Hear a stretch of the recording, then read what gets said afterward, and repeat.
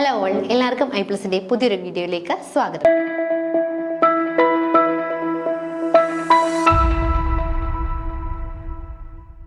അപ്പോൾ നമ്മൾ സെറ്റിന്റെ പ്രീവിയസ് എക്സാം ക്വസ്റ്റ്യൻസ് ആയിരുന്നു ഡിസ്കസ് ചെയ്തുകൊണ്ടിരുന്നത്. നമുക്ക് നെക്സ്റ്റ് ക്വസ്റ്റ്യനിലേക്ക് പോകാം. 58ാമത്തെ ക്വസ്റ്റ്യൻ അല്ലേ. In Raunki's system of plant classification, which form of plant has its perinating buds or at or near the ground? അല്ലേ, ഈ ഒരു സിസ്റ്റം ഓഫ് ക്ലാസിഫിക്കേഷനിൽ ഏത് ഫോം ഓഫ് പ്ലാന്റ്സിനാണ് അതിന്റെ പെരിനീറ്റിംഗ് ബഡ്സ് നിയർ ദ ഗ്രൗണ്ട് ആയിട്ട് ഉള്ളത്, അല്ലെങ്കിൽ at the ground or near the ground ആയിട്ടുള്ളത്?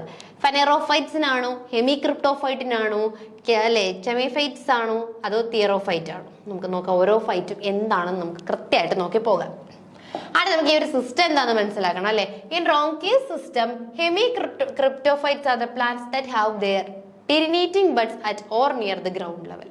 Perinating buds ground ലെവലിന് നിയർ ആയിട്ട് ഉള്ളത് ആർക്കാണ്? ഹെമിക്രിപ്റ്റോഫൈറ്റ്സിനാണ്. അതിനെ പ്രൊട്ടക്ട് ചെയ്തുകൊണ്ട് സോയിൽ ഡെബ്രിസ് അല്ലെങ്കിൽ സ്നോ കാണും. എക്സാമ്പിൾസ് ഇൻക്ലൂഡ് പെരിനിയൽസ് ലൈക്ക് ഗ്രാസും സെഡ്ജസും ഒക്കെ ഇതിനകത്ത് വരും. നെക്സ്റ്റ് കാറ്റഗറിയാണ് ഫെനറോഫൈറ്റ്സ് എന്ന് പറയുന്നത്.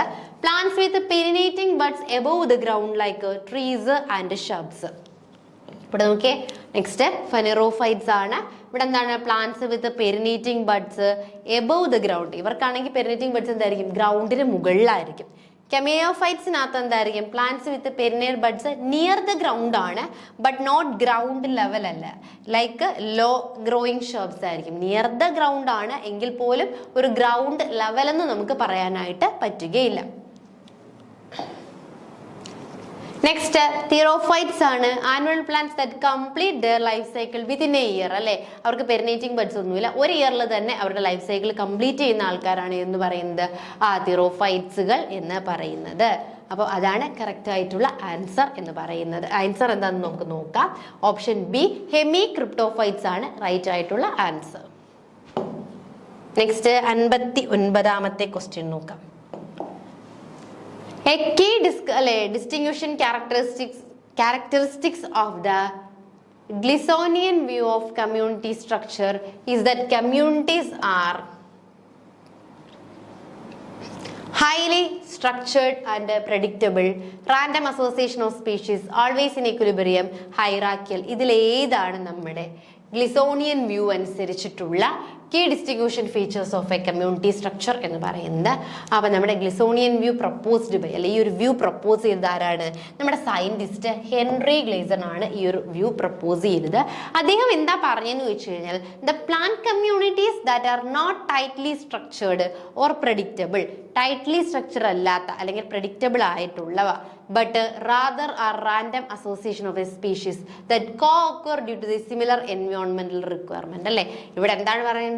The plant communities are not tightly structured or predictable അല്ലാത്ത പ്ലാന്റ് കമ്മ്യൂണിറ്റീസ് അവർ എന്ത് ചെയ്യുന്നു? പക്ഷെ റാൻഡം അസോസിയേഷൻ അല്ലെങ്കിൽ അവർ അസോസിയേറ്റ് ചെയ്യുന്ന എന്തുകൊണ്ടായിരിക്കാം? ആ സിമിലർ എൻവയോൺമെന്റൽ റിക്വയർമെന്റ്സ് കാരണം അവർ co-occur ചെയ്യുന്നുണ്ട്. The view emphasizes the individualistic and the nature of species distribution. ഇതിൽ മെയിൻ ആയിട്ട് ഇൻഡിവിജ്വലിറ്റിക് നേച്ചർ ആൻഡ് അതുപോലെ തന്നെ സ്പീഷീസിന്റെ ഡിസ്ട്രിബ്യൂഷൻസിനെ കുറിച്ചാണ് പറയുന്നത്. അപ്പൊ മെയിൻ ആയിട്ട് പറഞ്ഞാൽ റാൻഡം അസോസിയേഷൻ ഓഫ് സ്പീഷീസ് അല്ലെ, സ്പീഷീസുകളുടെ അസോസിയേഷനെ കുറിച്ചാണ് പറയുന്നത്. റാൻഡം അസോസിയേഷൻ ഓഫ് സ്പീഷീസ് എന്ന് പറയുമ്പോൾ ഈ ഒരു വ്യൂ അനുസരിച്ച് സ്പീഷീസുകൾ അവരുടെ ഒരു എൻവയോൺമെന്റൽ റിക്വയർമെന്റ്സിന് അനുസരിച്ച് എന്ത് ചെയ്യുന്നുണ്ട്? co-occur ചെയ്യുന്നുണ്ട്. സോ അതുകൊണ്ട് സ്പീഷീസുകളുടെ ആ ഒരു അസോസിയേഷനെ പറ്റിയാണ് ഈ ഒരു വ്യൂ പോയില് പറയാറുള്ളത്. കറക്റ്റ് ആയിട്ടുള്ള ആൻസർ എന്ന് പറയുന്നത് റാൻഡം അസോസിയേഷൻ ഓഫ് സ്പീഷീസ് ആണ്. 60ാമത്തെ question. The concept of ecads and ecotype is most relevant to. എക്കേഡ്സും എക്കോടൈപ്സും അല്ലെ നമ്മൾ കേട്ടിട്ടുള്ള ബയോഡൈവേഴ്സിറ്റിയിലെ 2 ടേമുകളാണ് എക്കേർഡ്സും എക്കോടൈപ്പും. ആദ്യം അത് എന്താണെന്ന് അറിയണം. അത് എന്തുമായി ബന്ധപ്പെട്ടാണ്? Genetic diversity, ecosystem stability, ecological succession, habitat conversion അല്ലെ, കൺസർവേഷൻ. ഇതിൽ എന്തുമായിട്ടാണ് നമ്മുടെ എക്കേർഡ്സും എക്കോടൈപ്സും ബന്ധപ്പെട്ടിരിക്കുന്നത് എന്നാണ് ചോദിച്ചിരിക്കുന്നത്. നമുക്ക് നോക്കാം. Eckerd's ecotypes are the term used to describe genetic variation within a plant species that are adapted to specific environmental condition.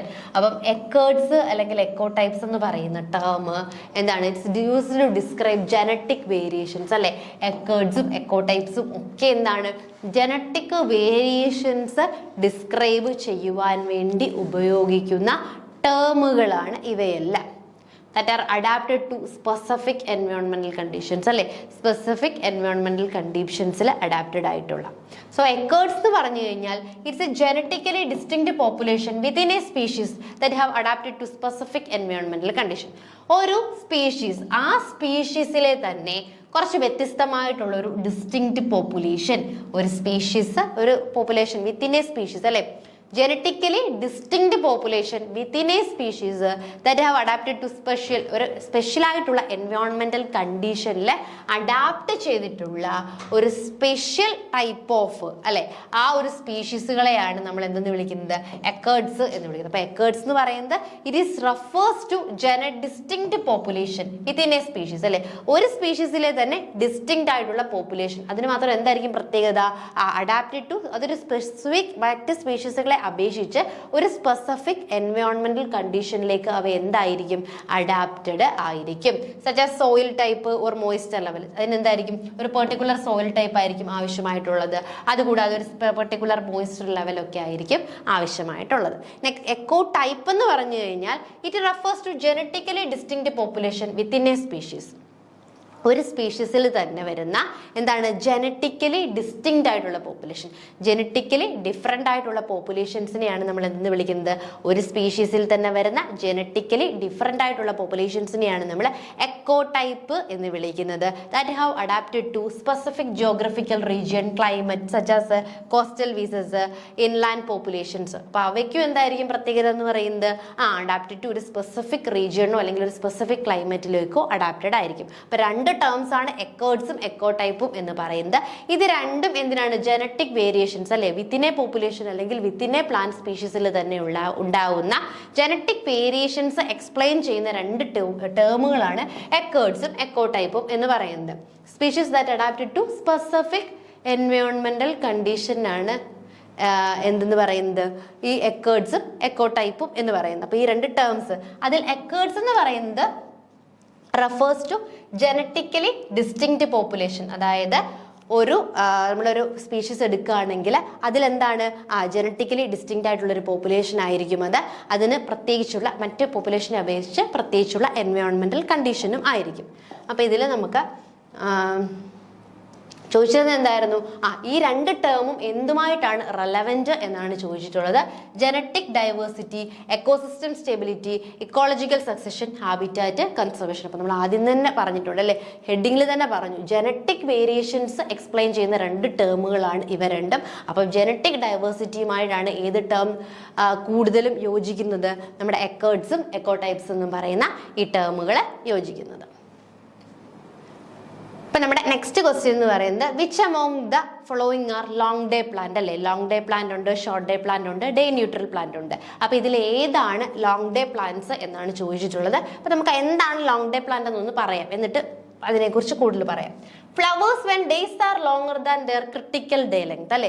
ഈ ലോങ് ഡേ പ്ലാന്റ്സിൽ അവ എപ്പോഴായിരിക്കും ഫ്ലവർ ചെയ്യുന്നത് അല്ലെങ്കിൽ പൂക്കുന്നതെന്ന് പറയുന്നത് when days R longer than there critical day length അല്ലെ. അവരുടെ critical day ലെങ്തിനേക്കാളും കുറച്ചും കൂടി കൂടുതൽ ഡേ ലെങ്ത് കിട്ടുന്ന സമയത്ത് ഫ്ലവറിങ് ചെയ്യുന്ന പ്ലാന്റ്സ്. അതായത് ഇവർക്ക് എന്ത് വേണം? മോർ ലൈറ്റ് വേണം അല്ലെ. ഷോർട്ട് ഡേ പ്ലാന്റ്സിനെ അപേക്ഷിച്ച് ഫ്ലവറിങ് ചെയ്യാനായിട്ട് കുറച്ച് കൂടുതൽ എന്താവശ്യമാണ്? ലൈറ്റ് ആവശ്യമായിരിക്കും. യൂഷ്വലി ഫ്ലവർ ചെയ്യുന്നത് സ്പ്രിങ് അല്ലെങ്കിൽ ഇയർലി സമ്മറിന്റെ സമയത്തായിരിക്കും ഇവരെന്ത് ചെയ്യുന്നത്? ഈ ലോങ് ഡേ പ്ലാന്റ് ഫ്ലവറിങ് ചെയ്യുന്നത്. അപ്പോൾ ലോങ് ഡേ പ്ലാന്റ് എന്ന് പറയുമ്പോൾ അവർക്ക് എന്ത് വേണം? കുറച്ചും കൂടെ ലോങ് ഡേയുടെ ലെങ്ത് കുറച്ച് കൂടുതൽ ആവശ്യമായിട്ടുണ്ട്. ഇനി ഷോർട്ട് ഡേ പ്ലാന്റ് എന്ന് പറയുന്നത് flowers when days R shorter than there critical day length അല്ലേ. അവർക്ക് ഡേ ലെങ്ത് കുറച്ച് മതി. അതായത് ലോങ് പീരീഡ് ഓഫ് ഡാർക്ക്നെസ് വേണം. ലൈറ്റ് അല്ല അവർക്ക് വേണ്ടത്, ലോങ് പീരീഡ് ഓഫ് ഡാർക്ക്നെസ് ആണ് അവർക്ക് ആവശ്യമായിട്ടുള്ളത്. അത് കൂടുതലും ഓട്ടം ഓർ സ്പ്രിംഗ് ടൈമിലായിരിക്കും എന്ത് ചെയ്യുന്നത്? ഫ്ലവർ ചെയ്യുന്നത്. അപ്പോൾ നമ്മളോട് ചോദിച്ചിരിക്കുന്നത് ഇതിൽ ലോങ് ഡേ പ്ലാന്റിന് എക്സാമ്പിൾ ഏതെന്നാണ്. നമ്മുടെ വീറ്റ്, ഓട്സ്, ഷുഗർ ബീറ്റ്സ് ഒക്കെയാണ്. അല്ലെങ്കിൽ നമ്മുടെ എന്താണ് പൊയേസിയ ഫാമിലീസിലൊക്കെ വരുന്ന നമ്മുടെ പുല്ലുവർഗ്ഗത്തിൽപ്പെട്ട ചെടികൾ എന്നൊക്കെ പറയുന്നവയാണ് എന്തെന്ന് പറയുന്നത്? ലോങ് ഡേ പ്ലാന്റ്സ് എന്ന് പറയുന്നത്. വീറ്റും ഓട്ടും ഷുഗർ ബീറ്റും ഒക്കെയാണ് കറക്റ്റ് ആയിട്ടുള്ള ആൻസർ എന്ന് പറയുന്നത്. ഇതിന്റെ 61ന്റെ ആൻസർ എന്ന് പറയുന്നത് എ ആണ്. അപ്പൊ ഇന്ന് ഡിസ്കസ് ചെയ്ത ക്വസ്റ്റ്യൻസ് എല്ലാവർക്കും മനസ്സിലായെന്ന് വിശ്വസിക്കുന്നു. Thank you.